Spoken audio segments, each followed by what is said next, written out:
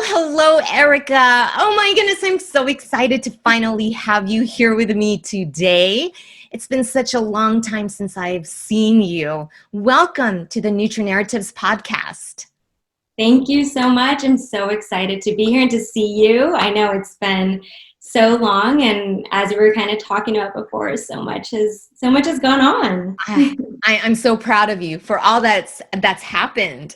Thank you. You're welcome. I'm going to rewind back to all the way back to first of all, what sparked your love for nutrition?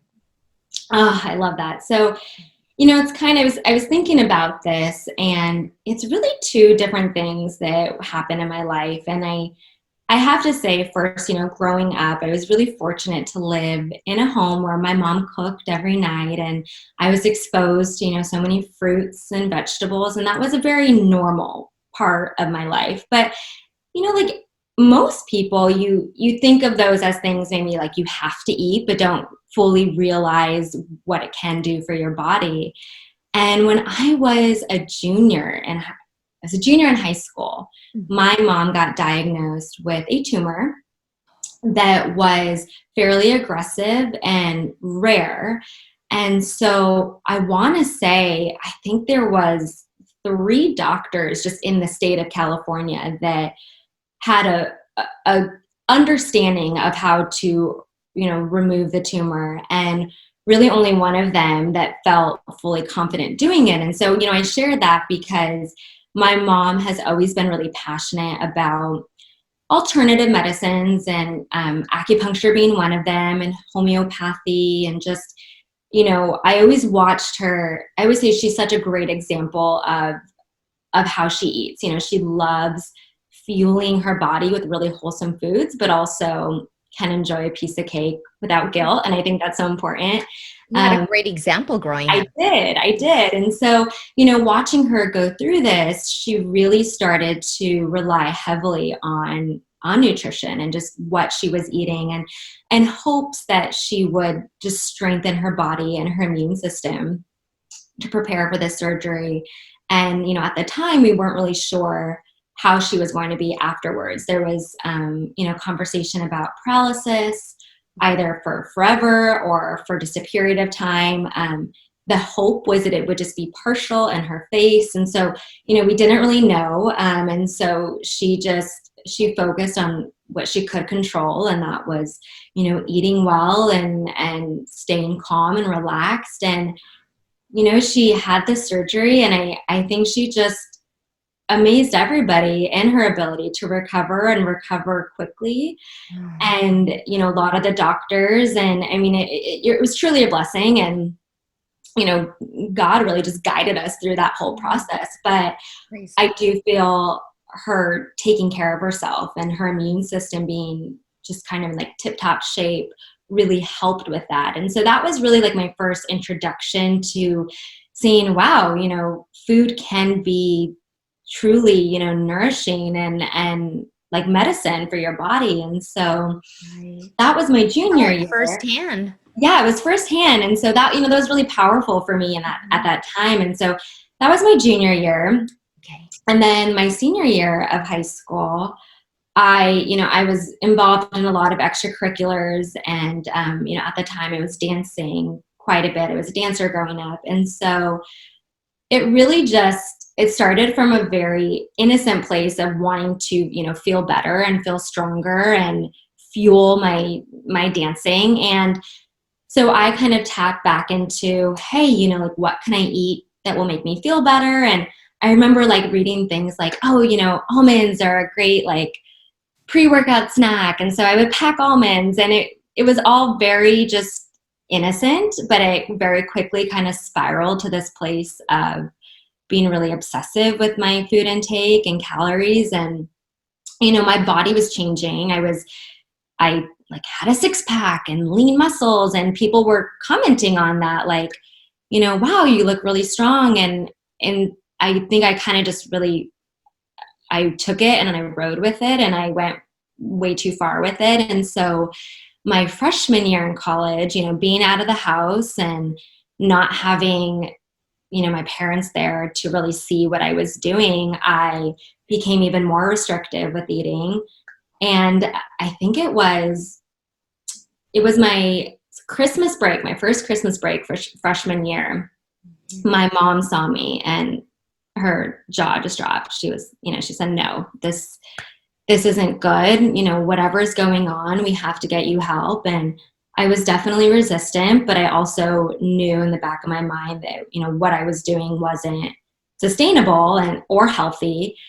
And so I met with a variety of, therapists and nutritionists and RDs. And I finally met this RD that I just clicked with. And, she was kind of, I always say, she was God sent. I met with her and I just felt like, she had a history. She was a gymnast growing up. And so we can kind of relate on that level. And she had shared with me that she had dealt with an eating disorder. And she really knew where it was coming from. And when it was hard for me to really verbalize what I was feeling, she just understood. And so, amazing. So, that was kind of, I say, like the icing on the cake, in the sense that I told myself, okay, if I get through this, I have to promise that I will then take what I've learned and help, other women who are struggling. And so, that is just kind of where I really decided, okay, I have to get better because I have to help. I have to make this worthwhile in a way. And so that really opened the door to just wanting to become a dietitian in general. And, she was also the sports RD at USC, so opened the door to sports. Oh, God. Yeah, so that it was all kind of, it's just amazing how things happen. And, I think my grandma would always tell me, when you have struggles in life, use them for good. And so that was something that I was really motivated to do. But that's where my passion really sparked from there. Your personal experience just makes you that much more of a passionate dietitian with just immense compassion because of your own struggles, and you were able to overcome. Yeah. And your mom's story too. It's true. I think that really, like you said, you're able to really relate when it is hard for your clients or your patients. And I think, as RDs, we're so passionate about nutrition and we get excited about, antioxidants and vitamins, but it's we do. And it's hard to remember that not everybody feels that same excitement, and that's okay. Right. But it's been helpful to really just be able to relate and say, this is hard. And I know that it's hard because I've been in your shoes. Correct. It's so true. Erika, can I ask, how is your mom doing today? She's amazing. Oh, she's amazing. I mean, God. Yeah, seriously, thank God. I mean, she had about 3 months of partial facial paralysis. But, there's so many nerves in your face, it was to be expected. And the fact that she's completely recovered. The tumor was benign, thank God. And she's just, she's a rock star. Ah, yes, I love that. I bet she's like so happy that she survived all that. Now she has a beautiful, handsome grandchild. Yes. Oh, she loves being a grandma. Oh, and we're going to talk more about Liam a little later. Liam. For sure. So you went to school, and we're going to pause there. We won't talk about school, but when you were with me at Drayson for your community rotation, I remember you stuck out. In my mind, this memory stuck out because you were this amazing dietetic student that really impressed this couple. So please walk us through their story. Yes, that is one of those stories that sticks with you. So I remember we were doing like consults at the Drayson Center. Right. And we were at the front, and we had our signage, and people were signing up with us. And so I'd met, this woman, his wife, who was so excited to see our booth. And she, right away was like, okay, I'm going to sign up and I'm going to sign my husband up. Can we do it together? And I told her, absolutely. And, that was that. She went on her way. And so, a couple of days later, it was their meeting, their time with me. And so I walk them back to, the private room, and we sit down, and immediately you could see his face he was like, where's everybody else? I'm sitting there and I'm kind of like, what do you mean? This is it. This is us. We're going to talk, and it's private. And I'm in attention. Yeah. Right. I mean, you could cut the tension with a knife. I mean, he shot his wife this glare, and immediately I knew, okay, wait a minute. I don't think she told him about this. And so what ended up happening is she told him this was a group meeting. And, later on, she said that was the only way I'd be able to get him to go there. And he ended up telling me, I figured I was going to sit in the back of the room and just appease my wife and go and move on with their day. And so he had no idea. I was there, and I laughed because, like we say, you always think how your consult's going to go. And in this case, it went in a very different direction.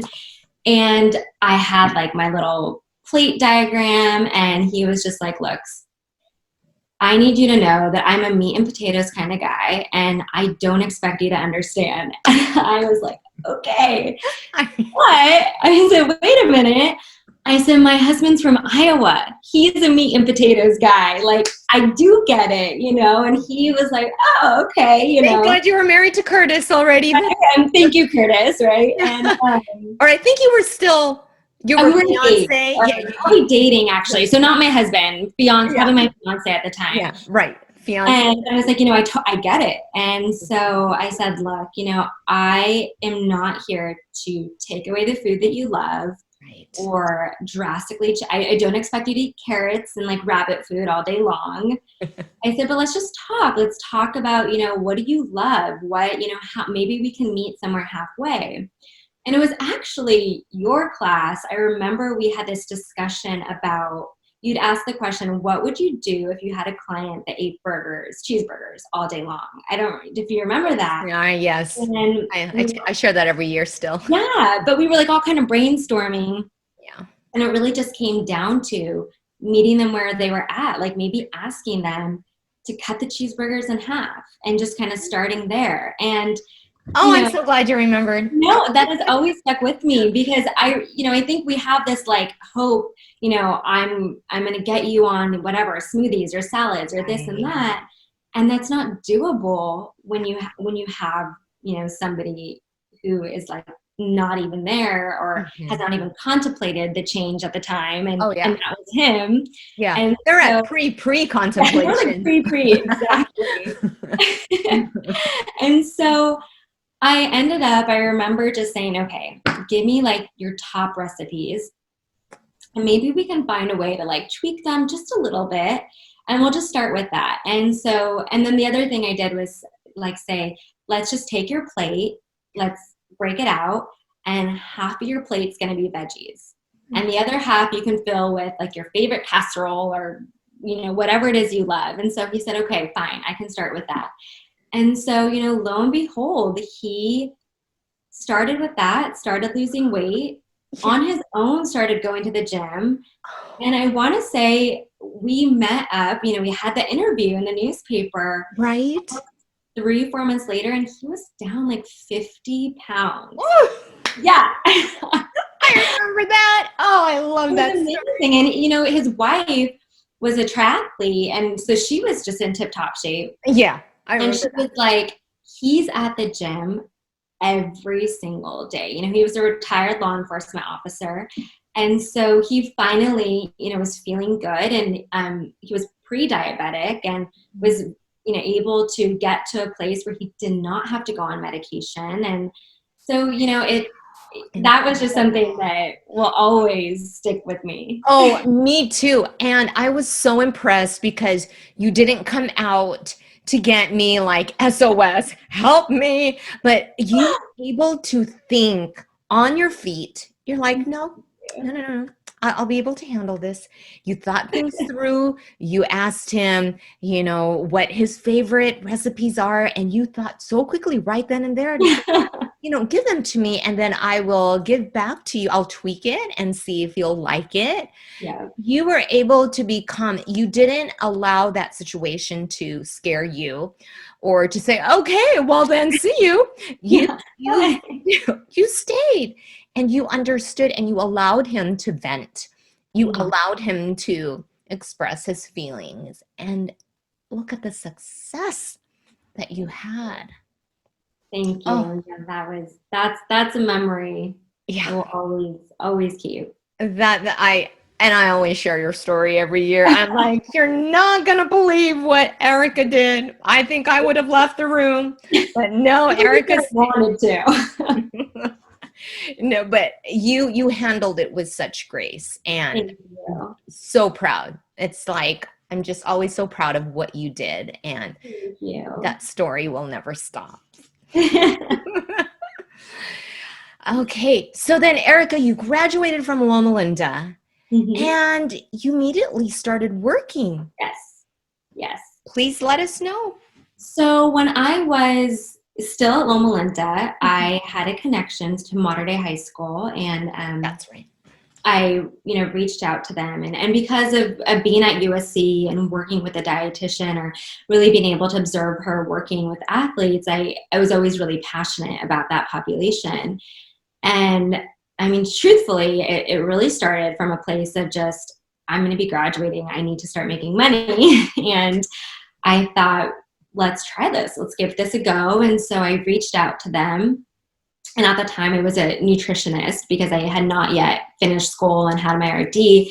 And so, I offered, you have a great nutrition program, or I'm sorry, a great sports program. I can help you with that nutrition program because really nutrition is, I always say 80% of the equation. Coaches and trainers always kind of give me, they'll give me that look, but they really do. They always say, no, you're right, because it's really 80% of what you're fueling your body with. And amen. If you're putting in food that really lacks, energy, nutritional value, you really can't expect to have the output in the training room. And so I had started doing that towards the end of Loma Linda.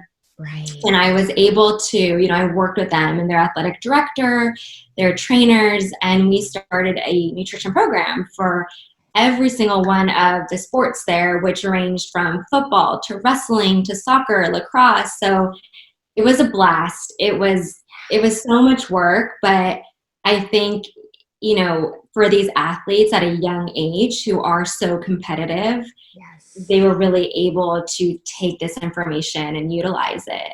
And so, that opened the door to working with local training facilities, athletic training facilities, which then opened the door to working with the NFL Combine, which was, wow, amazing. That was just like a cherry on top. That was so much fun. Just the dream come true job. It was. You know what? It was a dream come true completely. It was what you were working towards. Yes, exactly. Because athletes are like this special breed that they sacrifice. I mean, to get to that point, of even collegiate athletes, professional, then professional athletes, they sacrifice so much to get there that they have this drive and this motivation that. I don't want to say it makes it like easier necessarily to work with them, but they are all in. I mean, there's no time spent, usually at least, very little time spent convincing them, because they know, hey, if eating this or, drinking this or whatever it is I have to do will help me reach my goals faster, whether it's to gain weight or lose weight or, gain muscle mass. They're pretty much all in, and you see the results fairly quickly because they're training so much, and so that was a blast. And to have some of those athletes who are actually now in the NFL, it's Oh like, my it's goodness. so cool. Yeah. No way. I laugh because, there's one of them, and, he's in my phone, and I joke, like, we started where he would send me photos when he was grocery shopping, like, hey, is this a good snack? Because we used to joke, he needed to drop weight, and he used to eat a bowl of cereal before bed, or that's what he told me. I would eat a bowl of cereal before bed. And I thought, well, gosh, like, just a bowl of cereal isn't that bad. And I remember saying, okay, why don't you show me the bowl? Well, it was a mixing bowl, a mixing bowl of cereal, which literally translated to an entire box of cereal. So I was like, okay, well, that's a different scenario there. And so, he would send me photos of his food and say, is this a good nighttime snack? And, so we joke, like, that's where he started. And now he's, look at him. Yeah, doing big things. But, it was, that was kind of like the start of me, of working. And, then from there, I started dabbling in other areas. And after I graduated, yes, I actually moved towards, I interviewed for Alvord Unified School District, and it was my first interview, and I got the job, and I remember thinking, oh my goodness, this is so exciting. And wow. It was a blast. I mean, it was very different. It was more, public health, and I did a lot of grant writing. Oh, you did? Yeah, which was very, different than what I love to write. Oh. I had never written in that context before, but oh my goodness, Erika. it was, it was such a blast because I think, one, I was working with a population that really needed the money, really needed the nutrition education and, the opportunities that these grants brought. So it was incredibly fulfilling. Yes. And it was just great to be able to tell, the story of, our kids that were in the schools. And so, gosh, I want to say when I left, I had brought in like almost $500,000 in grant programs. And so it was just, Erika. Oh my goodness. It kind of became like a competition for me. I would think, okay, let's see, I got this much. My new goal for this year is to bring in this much. And so, we were able to just bring in like so many different nutrition programs. And we had, like food trucks that were able to go from school to school and deliver food, to more students. And it was awesome. So incredible. Congratulations for all your hard work and bringing so much life to Alvord. Thank you. It was such a great place to be. And that, I think, that was a huge learning experience because I was also on the management team, and I was really, it was only just, a year ago or so that I was there, but I was the youngest manager, and I was managing people who were younger than me. And so it really took a lot to feel confident in myself. But I was lucky to be on a team that was so just helpful, and to have, another manager there that became a lifelong friend of mine, and my director, to really just guide me and just teach me, management techniques. Cause you think, and then you're in it and you're like, oh, wow.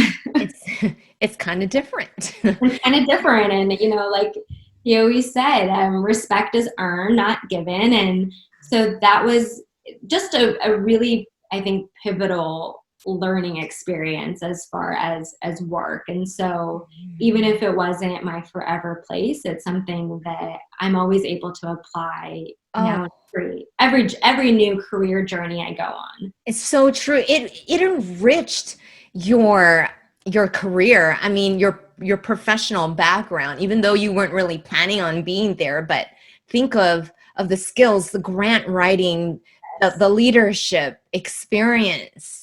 Incredible. Oh, thank you. I knew you were taking students, but I didn't know the extent of all that you were doing. Yeah, it was. Oh, Erika, wow.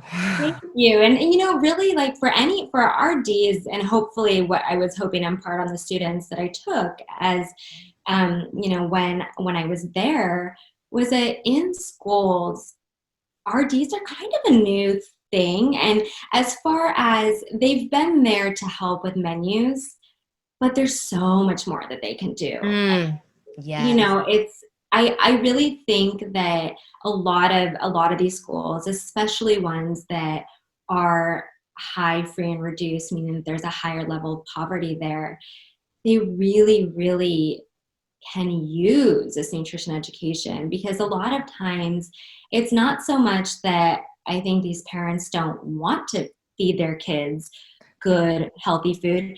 I think they just don't know. And so that was something that I found in a lot of the education that I would do because I would have the opportunity to meet with parents, and we'd meet with like the parent groups and do classes, and it's like they were so eager to take this information and to apply it. And you realize, wow, it's not that they want, I mean, sure, we can argue. Some people just will always, drink soda or smoke or do things that aren't healthy. But a lot of people, when you really empower them with that knowledge, they're like, oh, okay, like Yes. this gives me hope that I can make a difference in my kid's life and my life. So Yeah. it was awesome. It was very enriching. Ah, that was perfect also for you to just practice some skills because then you transition beautifully into motherhood. Yeah. You were teaching parents how to feed their children well, and then now tell us about this transition of being a mom now.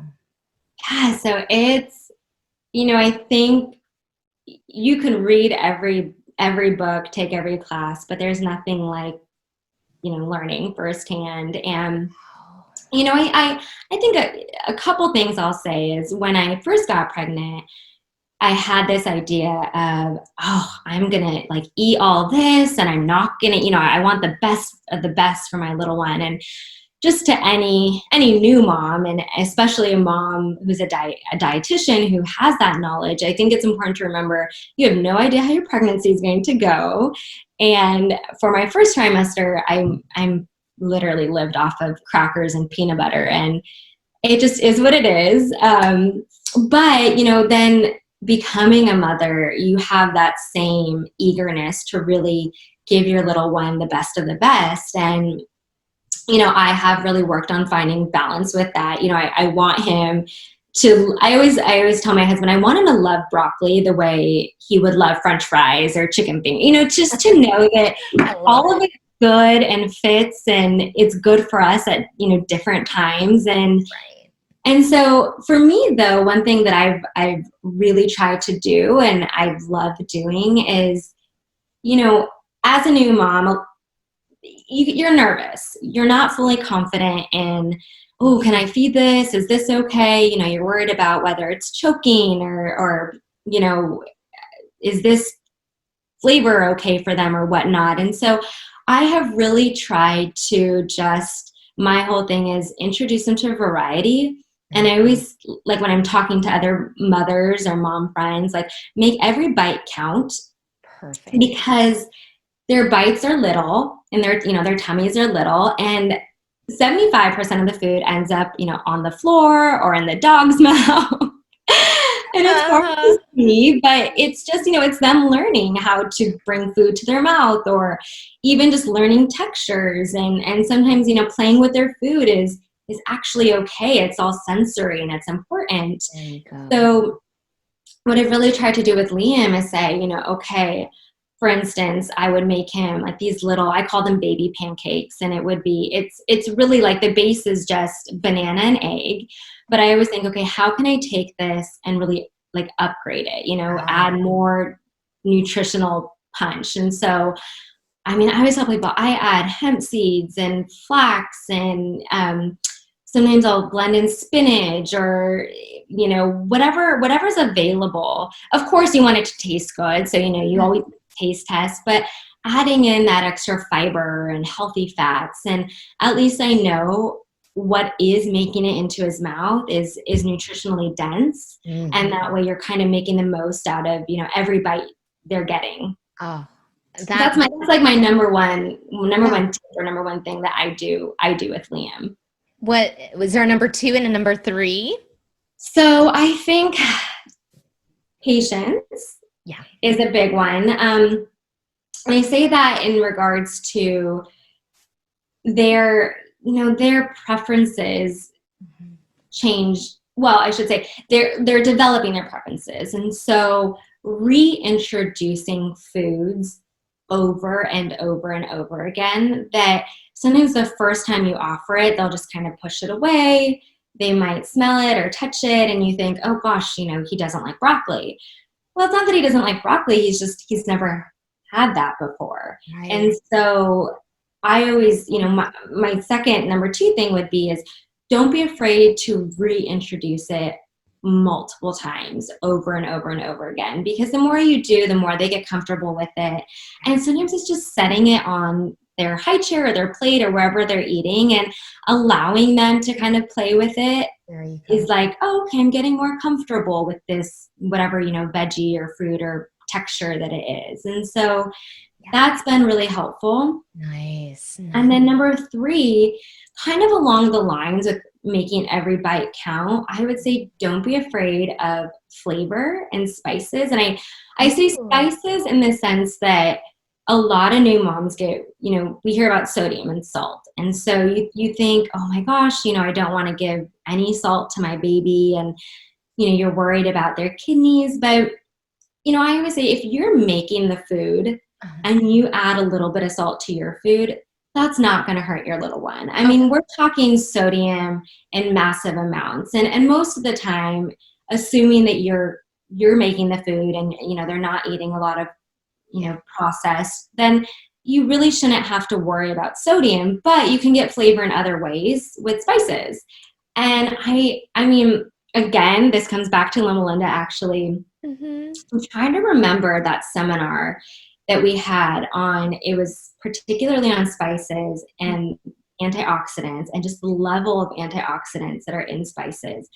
And that for me was just like a big aha moment, because spices are easy, they're shelf stable, they add flavor. And I really tried to introduce Liam to, whether I'm doing garlic or cinnamon or nutmeg, because 1, I like cooking with those, but 2, it's like that extra dose of just great, antioxidants and just different good compounds that are important, for all of us and our immune systems. And so totally. That's another thing I would say, don't be afraid to just experiment with adding flavor, because, I don't love eating plain steamed broccoli. Right. So, it makes sense that maybe your baby doesn't love plain steamed broccoli. Like if you add it doesn't have to be a lot of spice, but just a little bit of flavor, it goes a long way and it introduces them to just more variety. So that's another big one that I always say, just experiment with it. I love it. I love the experiments that you do, and you post them on Instagram, what you make for Liam. And it's so neat to see him either eat it or it's on his high chair, it's on his, it's just so fun to see that he's going along with what mommy has been making him. Yes. Love it. Yeah, he's a great eater. And, we laugh because we were just at a restaurant the other day and they were really sweet. They brought him out a little thing of macaroni, and I was eating salmon, and, I have no problem with him eating macaroni. And so I put a little macaroni on his space, and then I gave him some of my salmon. And I had also packed, he loves seaweed. Aww. And so I always have it if we're eating somewhere where I'm like, okay, this is just an easy little way to distract him. And my husband's like, oh my goodness, who is this kid? He picked at his macaroni, but he devoured the salmon, devoured the seaweed. No way. Oh yeah, he was shoveling broccoli. And so, right now I'm enjoying this because I think, Oh, okay, that's however long this lasts, and I'm sure, my husband, Curtis, has a killer sweet tooth. So I know that day will come. But I'm like, yes, like, just keep eating it, baby. And he gets so excited about food. And it's just such a breath of fresh air because, yeah. nowadays there's just a lot of information around food and diets. And I think Right. people lose that excitement, Yeah. the joy that eating should bring, it should bring you joy. And so it's so fun to watch it through Liam's eyes of just Mhm. like pure joy Pure with joy. food. And how old is he now? He will be a year November 30th. I Oh, know. So he's 11 months next week, or this week. I'm sorry, this week. oh, I'm in denial. oh, I just wow. the Oh, time flies by, but as yeah. much as I want to slow it down, it's just such a blast to watch him like grow and learn, and it's Incredible. been great. Was there a third tip or Okay. practice? Practice. So so I would say another thing that I notice when I'm talking to a lot of mom friends is Yes. so there's two camps, and there's purees and there's baby led weaning. Oh, And I have found that people who are very pro baby led weaning, it's like it's that or nothing. It's and right. I think for me, I'm a first time mom, but my biggest thing would be like, you don't have to be all or nothing because there's a time and a place. And sometimes purees are just easier. Sometimes you don't want to clean, or that's what you have available, or maybe you just feel more confident with that, and that's okay. And then there's times where I would say I would encourage you to try a little baby led weaning, because it is really helpful for your little one to learn how to like pick up food and bring it to their mouth. And so Okay. my my my last big thing would be, just remember, it doesn't have to be so black or white. There's gray area. And I think that middle area is healthy.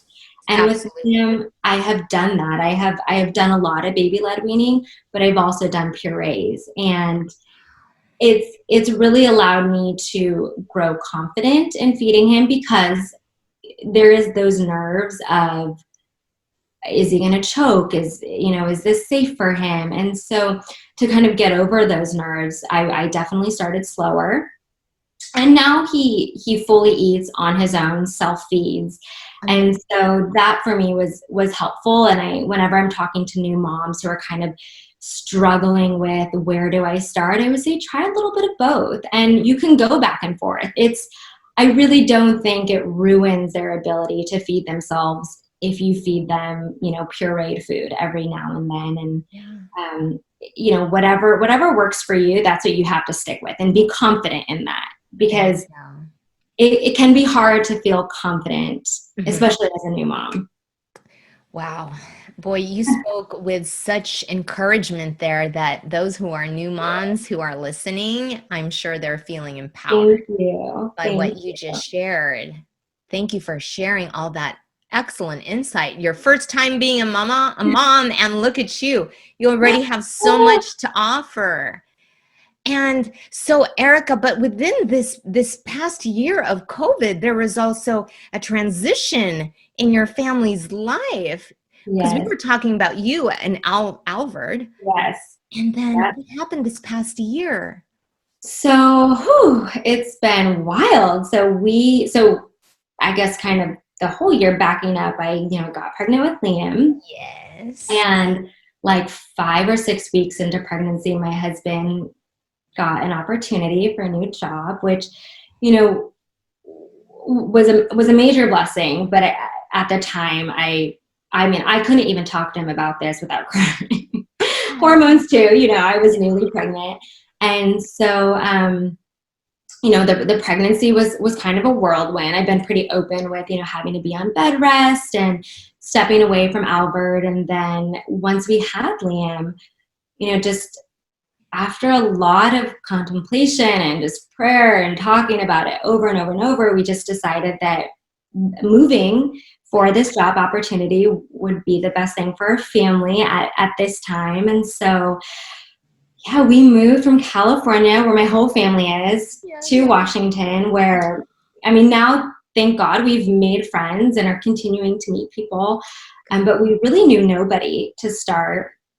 You know, my husband did have a friend from work who, you know, has truly been such a blessing because they've introduced us to their whole circle of friends. But it was a big transition because, you know, as you know, we were like in the middle of COVID and quarantine. Oh my goodness. And I had this whole idea of, you know, I would have Liam and do, you know, mommy and me groups, and none of that was open. And I, you know, I thought, oh my gosh, I didn't want to pay for a mommy and me group that was, you know, they had opportunity that was like virtual, but I thought, no, I can't imagine sitting here with Liam and staring at a computer screen.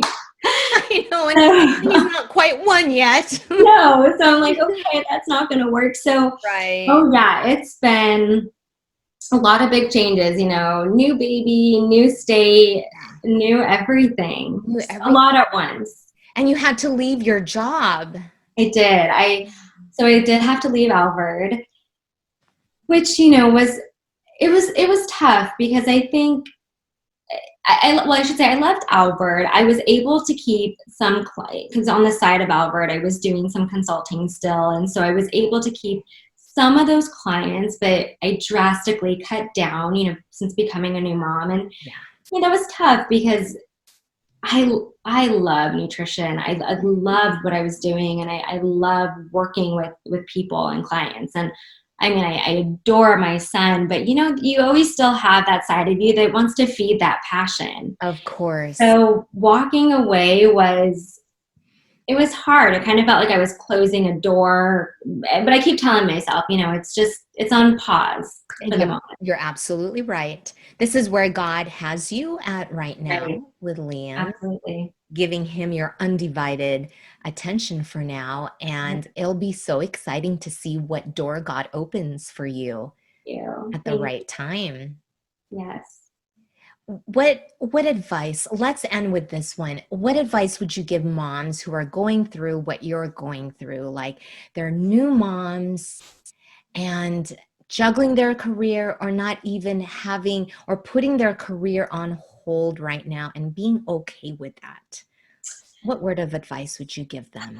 So the word that really comes to mind is grace, is giving yourself grace. And I say that because, you know, especially as a woman with a career, and you know, you're so excited for your little one, but it changes your world completely, and you know that beforehand, but you don't really realize how it's going to be until your little one is there. And you know, I had just talking before you, and I had said, you know, social media is kind of like that blessing, but also can be challenging at times because it's easy. I know one thing that I was dealing with is you see, you know, moms and career moms who it seems like they're doing it all. And the one thing I would say is just remember that you never really know, in the sense that